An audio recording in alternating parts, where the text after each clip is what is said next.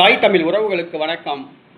நாம் தமிழர் கட்சி பெண் வேட்பாளர் திமுகவினரால் தாக்கப்பட்டார். நாம் தமிழர் கட்சி பெண் வேட்பாளர் திமுகவினரால் தாக்கப்பட்டார் என்ற தலைப்பில் இந்த காணொளியை காண்கிறோம். அனீஸ் பாத்திமா நாம் தமிழர் கட்சியுடைய மாணவர் பாசறை மாநில ஒருங்கிணைப்பாளர், காரைக்குடியை சார்ந்தவர். தஞ்சாவூர் மாவட்டம் பாபநாசம் தொகுதியில் நாம் தமிழர் கட்சி வேட்பாளராக களமிறங்கியுள்ளார். சமீபத்தில் இவருக்கு திருமணம் நடைபெற்றது. தற்பொழுது நிறைமாத கர்ப்பிணியாக உள்ளார். பிரச்சாரத்தில் இவருக்கு வளைகாப்பு நிகழ்ச்சி நடைபெற்றது. நேற்றைய தினம் வாக்குப்பதிவு நாளன்று வாக்குப்பதிவை பார்வையிடச் சென்றார் அனீஸ் பாத்திமா. தஞ்சாவூர் மாவட்டம் அம்மாப்பேட்டை ஊரில் உள்ள ஒரு வாக்குச்சாவடிக்கு வாக்குப்பதிவை பார்வையிடச் சென்றார். தோளில் அணிந்திருந்த துண்டை கழற்றிவிட்டு செல்லுமாறு காவலர்கள் அறிவுறுத்தினர். அதன்படி தோளில் துண்டு இல்லாமல் சென்றார்.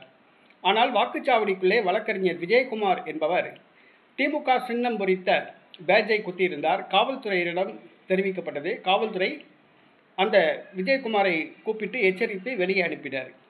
காவல்துறையினர் புகார் ஏதும் அளிக்கிறீர்களா என்று கேட்டார். புகார் அளிப்பதாக கூறினார். இந்த தகவல் விஜயகுமாருக்கு சென்றது. என் மீதே காவல்துறையில் புகார் அளிக்கிறாயா என்று கூறி உடனடியாக அலைபேசியில் பேசி திமுக குண்டர்கள் 200 பேரை திரட்டினார். வெளியே வந்த அனீஸ் பாத்திமா மீது காட்டுமிராண்டித்தனமான தாக்குதலில் திமுகவினர் ஈடுபட்டனர். அனீஸ் பாத்திமா நிலைகுலைந்து போய் மயங்கி விழுந்தார். மருத்துவமனையில் அனுமதிக்கப்பட்டுள்ளார். மருத்துவ பரிசோதனைகள் நடைபெற்று வருகிறது. அனீஸ் பாத்திமா நிறைமாத கர்ப்பிணி பெண் என்பது குறிப்பிடத்தக்கது. நிறைமாத கர்ப்பிணி பெண் என்று கூட பாராமல் திமுகவினர் இந்த காட்டுமிராண்டி தாக்குதலில் ஈடுபட்டுள்ளனர். சிறிது நாட்களுக்கு முன்பாக முதலமைச்சர் மு.க. ஸ்டாலின் கூறினார், பழைய திமுகவை பார்க்க வேண்டியது வரும் என்று கூறினார். நேற்றைய தினம் பழைய திமுகவை அம்மாப்பேட்டையில் பார்த்தோம். அனீஸ் பாத்திமா மீது திமுக குண்டர்கள் கொலைவெறி தாக்குதல் நடத்தியுள்ளனர். திமுக என்பது ஒரு அரசியல் கட்சி என்பது மாறி மாறி அது ஒரு வன்முறை இயக்கம் என்று மாறி வருகிறது. இதை தமிழர்கள் புரிந்து கொள்ள வேண்டும். திமுக ஒரு அரசியல் கட்சி அல்ல, அது ஒரு வன்முறை இயக்கம். அது நாட்டை கொள்ளையடித்த ஒரு கூட்டம். அதை புரிந்து கொள்ள வேண்டும். தமிழ்நாட்டு கஜானாவை காலியாக்கிய கூட்டம்.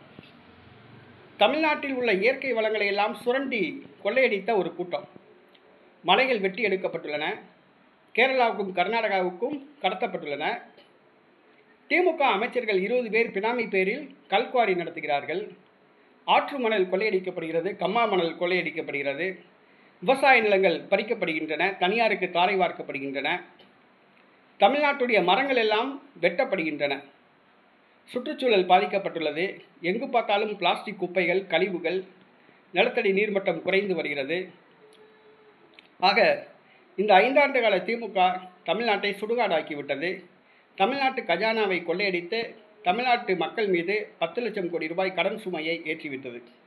தற்பொழுது திமுக மீண்டும் ஆட்சிக்கு வர துடிக்கிறது. தமிழ்நாடு முழுவதும் கோடிக்கணக்கான ரூபாய் பணப்பட்டுவாடா செய்துள்ளது. ஒரு ஓட்டுக்கு 2000 ரூபாய் திமுக வழங்கியுள்ளது. ஓட்டுக்கு பணம் கொடுத்து அவங்க ஆட்சிக்கு வர துடிக்கிறாங்கன்னா, ஏற்கனவே அந்த கொள்ளையடித்த பணத்திலிருந்து அவங்க கொடுக்குறாங்க. மீண்டும் கொள்ளையடிக்க துடிக்கிறார்கள். இதை தமிழர்கள் புரிந்து கொள்ளணும். நேற்றைய தினம் வாக்குப்பதிவு நடைபெற்று முடிந்தாலும் கூட திமுகவை பற்றி தமிழர்கள் புரிந்து கொள்ளணும். வருகிற அடுத்து நடைபெறுகிற தேர்தல்கள், அடுத்த உள்ள காலங்களில் திமுகவுக்கு எதிரான மனநிலைக்கு தமிழக மக்கள் மாற வேண்டும். இன்றைக்கி ஒரு கர்ப்பிணி பெண் தாக்கப்பட்டுள்ளார். ஒரு கர்ப்பிணி பெண்ணுடைய சாபம் சும்மா விடாது. 2026 தேர்தலுக்கு பிறகு தமிழ்நாட்டில் திமுக என்கிற ஒரு கட்சியே இருக்காது.